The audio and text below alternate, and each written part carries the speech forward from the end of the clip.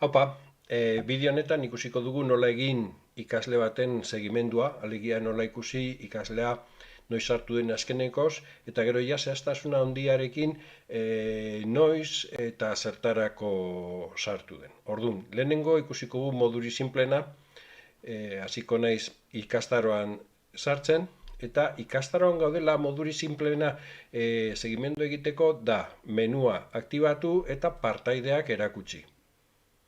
Retiratuko du menua, eta ja partaideak begibistan daudela, zona honetan ikusten dugu ikasle bakoitza noiz sartu den azkenengo aldiz. Esate baterako ikusten da, ikasle hau 15 segun daramala sartu gabe, beste hau behin ere ez dela sartu, eta gainakoa, nahiko duela gutxi sartu direla. Hoi da, nahiko azaleko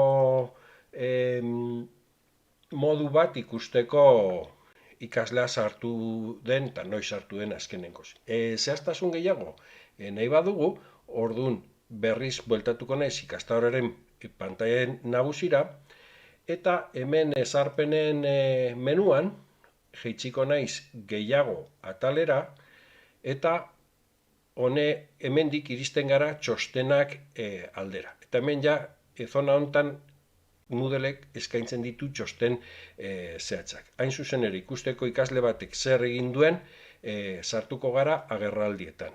Eta zehaztuko dugu ze ikasleren datuak ikusi nahi dugun, eta txosten honetan, izugarri luzea da, azaltzen zaigu zein egunan eta orduan egin duen zerbait ikasleak, ze testu inguruan, alegia, ikastaroren ze gaian, ze osagaian, eta ze baliabide edo zereginean egin duen. Eta klikatu eskero sartuko ginateke ariketa horretan. Eta gaina ematen du ere IP-aren informazioa, eta horrekin ikastetxearen IP-a ezagututa posible dugu jakin ikasleak ikastetxean egin duen edo beste toki batean.